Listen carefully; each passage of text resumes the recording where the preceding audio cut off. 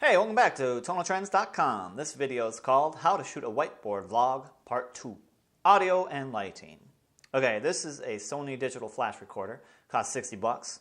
This turned out to be a must-have, at least for my taste. See, the Zoom audio recorder on the Sony Handycam is decent enough, but there's just no substitute for having a microphone right next to your yapper.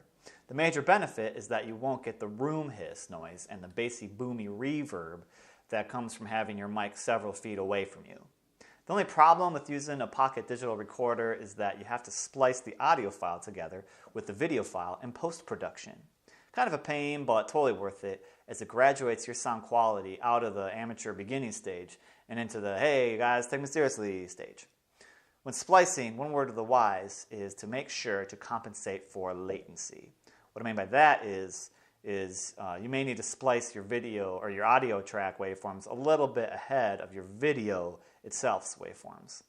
The best way I've found to get a really good sync of separate audio and visual files is before you shoot a take, clap a couple times and then line up the files based on the clap sound and the clap visual. This is better than trying to get your reference point from your lip movements. I found that lip movements can play tricks on your brain, so watch out. And if you're wondering, the Sony Handycam doesn't have a direct mic input. I realize this is a bummer, and if I had it to do over again, I might have looked harder for a camcorder with that feature. Though keep in mind that if you do find a camcorder with a mic input within your budget, you're still not guaranteed to be free from latency issues. And you'll also have to buy an extension cable long enough to reach from you to the camcorder. Also keep in mind that your movement will be limited by this particular tether, and there's a danger that you might accidentally yank the camcorder off its tripod with it. I know, yikes. Alright, last tip about digi-audio recorders is make sure you set them to their voice notes mode. This mode is calibrated to pick up sound close to the mic and not sound from far away. The other modes like lecture mode and concert mode are calibrated to pick up sound from farther away and sound that's louder than the human voice. Next up is the mic for the recorder. I got the Neewer, spelled N-E-E-W-E-R, lapel digital microphone for $1. Seriously, these are only $1. You can get the more expensive ones, but from what I've read, you're only going to get like a 5% improvement over what these little guys can do. So get a more expensive kind if you want, but I'll vouch for these guys. They're fine. I mean, you can hear them. This is what they sound like. Make sure to clip it in the middle of your shirt, like around 10 inches down from your mouth. And when doing takes, try not to move your head too much from center. If you have to turn, move your shoulders a little bit with your head, and you'll get a more consistent voice level. I mean, I'm not talking like robot motions here or anything. It's just that a little bit of mic awareness will be appreciated by those with keen ears for this sort of thing. Next up, lighting. The highest rated beginner's lighting apparatus on the market is the 3-piece Cowboy lighting kit for $60. This comes with 3 stands and 3 45-watt bulbs. Most reviews testified that this rig gives off enough light for their needs, though you should know it's less than half as much as a pro setup.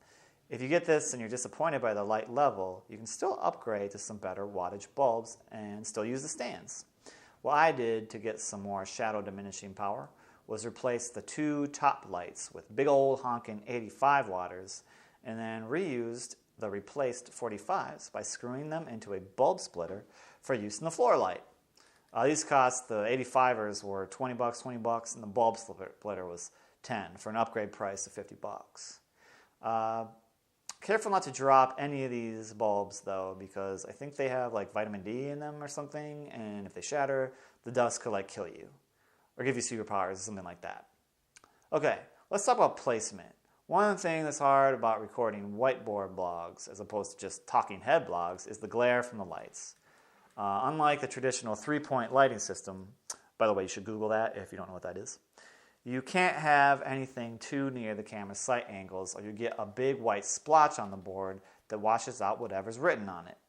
Best setup so far that I've found is to have the 2 upper corner lights and the floor light somewhat opposite to where you like to stand. If you need even more light, you can improvise. I found an extra work light dropping me 45 more watts in the bucket. That was effectively free, but you could probably get one cheap. I don't know. Also, let me talk about this guy over here.